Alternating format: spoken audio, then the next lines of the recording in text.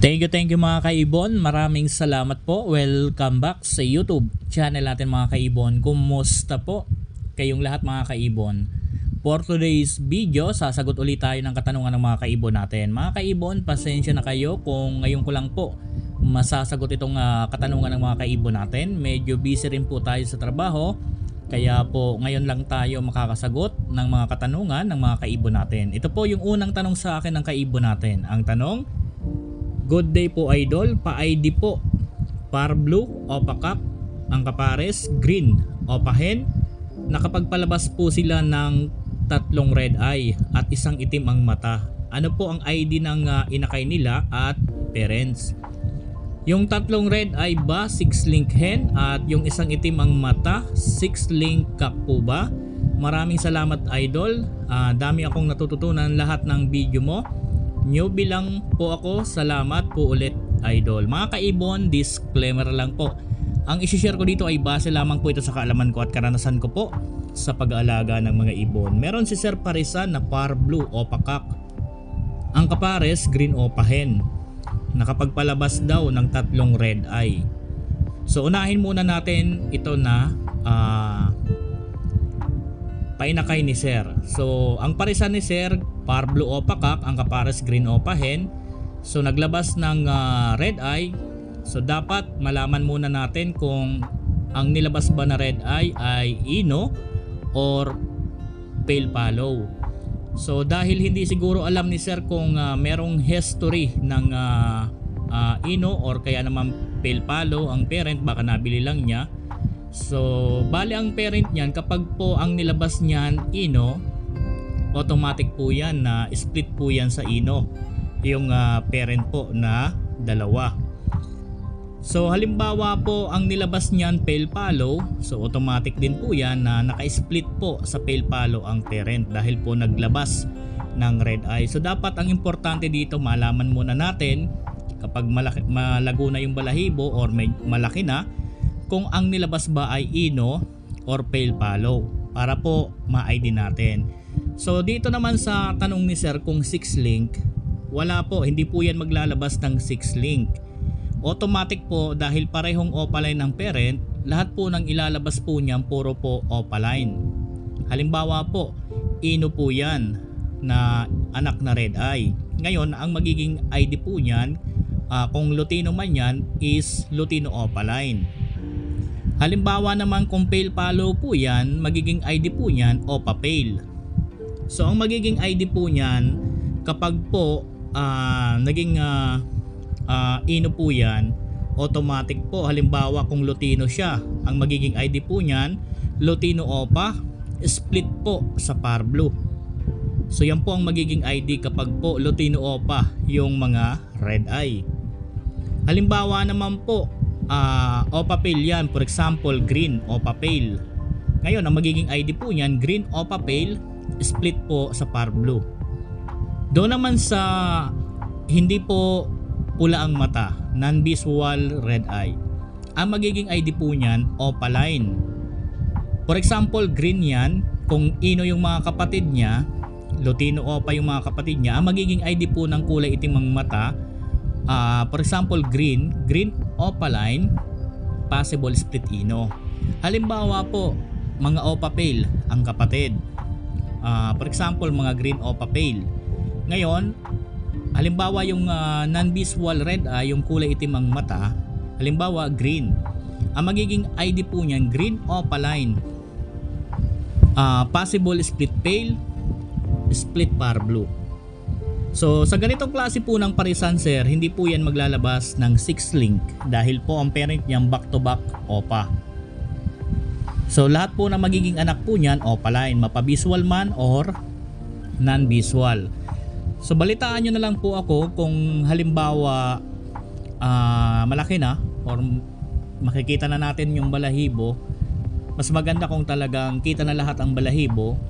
Balitaan mo po ako kung halimbawa po ano ang nilabas, kung opaline ba na lutino or opa pale. So balitaan mo po ako kung ano po ang naging kulay ng mga nilabas na visual. kung halimbawa Lutino Opa or Opa Pale, para po mas ma-ID talaga natin ng maayos. Pero ito na po yung binabanggit ko, kung sakaling Lutino Opa yan, ang magiging ID po ng Lutino Opa split par blue. Halimbawa naman green yung non-visual, green opaline possible split ino split par blue. Kung Opa Pale naman po yan, for example green, ganito po yan, green Opa Pale split par blue. Doon naman sa kapatid, for example kung green, ang magiging ID rin po nun, green opaline possible split pale split par blue. So yan po yung unang tanong sa atin. Sana po nasagot ko ng maayos. Basta tandaan mo sir, hindi po maglalabas po yan ng 6 link dahil pareho pong back to back opaline yung parent. Ang 6 link po na tinatawag, halimbawa po ang parisan mo is opaline cock, ang kapares normal hen. Lahat po ng inakay niyan 6 link. Pero sa back to back opa, wala pong 6 link diyan. Lahat po ng inakay niyan opaline. So yan po. Pangalawang tanong sa atin mga kaibon, idol, as lang bossing, paano po or ano po ang parisan na makapagpalabas ng Crimino Opa? Sana mapansin lalo na at in demand ngayon ang Crimino. Salamat po. Sa pagpaproject ng Crimino Opa, pwede po kayong gumamit ng back-to-back green opaline, split ino, split par blue. Lalabas na po yan ng visual Crimino Opa sa mga magiging inakay. Pwede po kayong gumamit ng back-to-back opaline na Disino. Lalabas na rin po yan ng Crimino Opa sa mga magiging anak. So yan po ang mga mas maganda or mas madali makapagpalabas ng Crimino Opa. Pwede kayong gumamit ng back-to-back par blue, split ino, back-to-back par blue opaline, split ino. Lalabas na po yan ng Crimino Opa. So yan po mga kaibon ang pangalawa. Pangatlong tanong sa atin, good evening po. Pag visual po ang parent, ang magiging anak po nila visual din po, di ba? Bakit itong pair ko green Opa dilute nag-aanak ng ibang kulay po? Kulay light blue, may guhit parang dilaw sa balahibo niya. Alam nyo mga kaibon, sa mga ino, sa mga pale, kapag back to back visual ang parent, lahat ng magiging anak niya visual.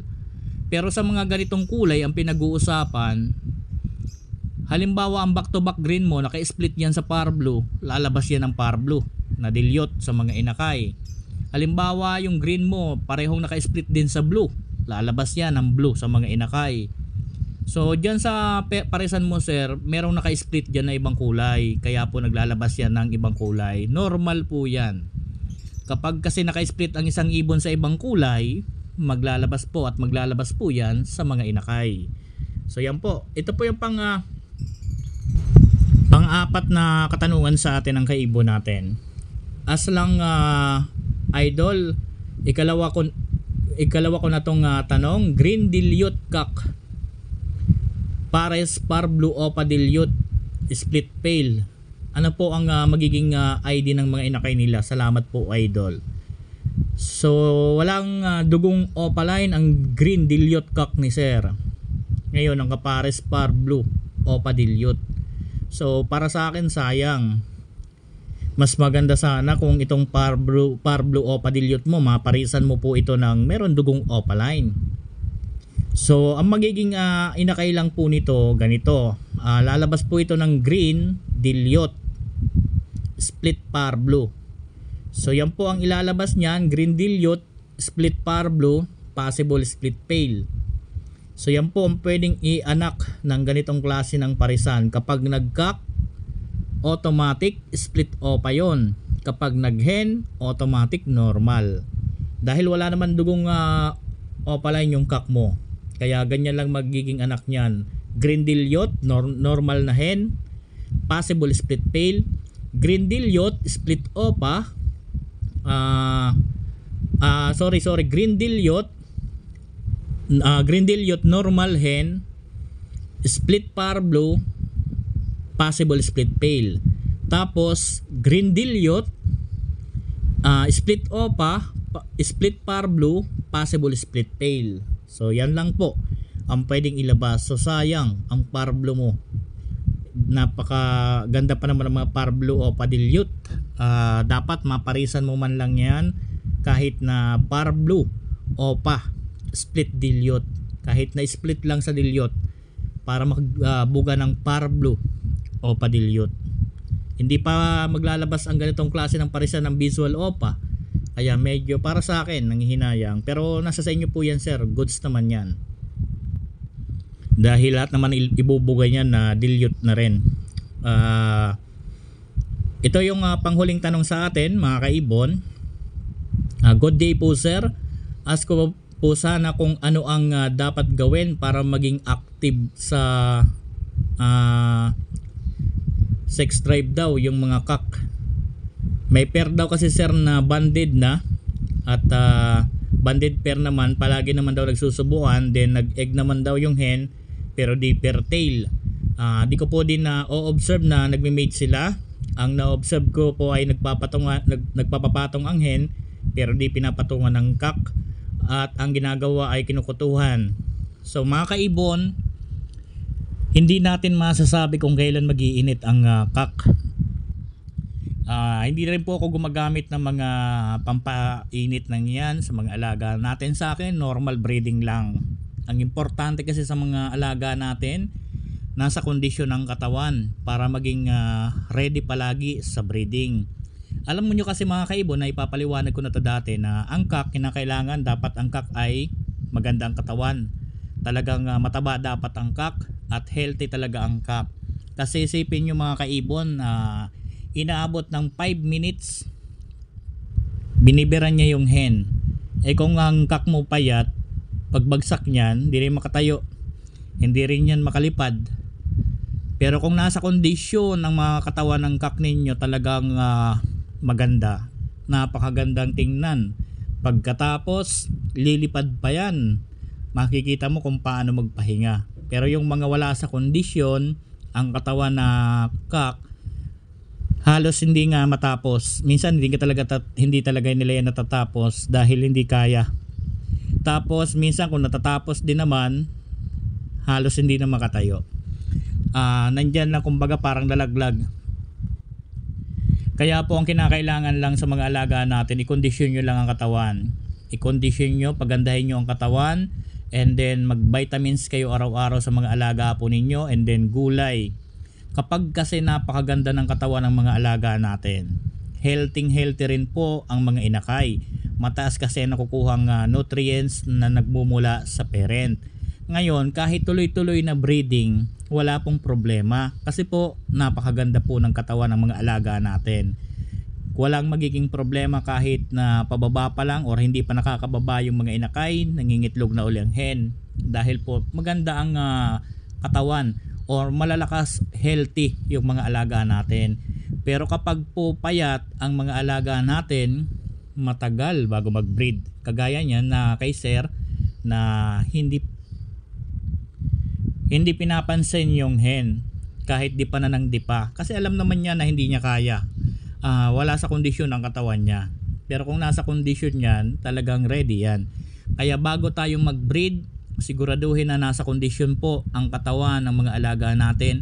Ito ay paalala para hindi po maging sayang yung mga pagkakataon na pag-antay natin sa mga alaga natin. Kapag kasi po wala sa kondisyon ang katawan ng mga alaga natin na nag-breed sila, yung mga inakay, yun po ang magsasuffer. Wala na pong nutrients na makukuha sa parent. Ngayon, talagang payat yung mga inakay at nagiging dry yung mga balat. Yan po hanggang sa mamatay dahil wala pong nutrients na nakukuha sa mga parent. Pero kapag po ang breeder natin nasa kondisyon, maganda yung mga katawan, mataas po ang tsansa niyan ng nutrients. Ang katawan po ng mga inakay niyan talagang makinang kapag po nasa kondisyon ng katawan. Kaya po mapapansin nyo mabilis lumaki yung mga inakay ng mga breeder na nasa kondisyon po ang katawan. So diyan kay sir, wala tayong ako di ako nagagamit po ng kung anong drive max sa mga alaga natin. Normal lang, condition lang, okay na.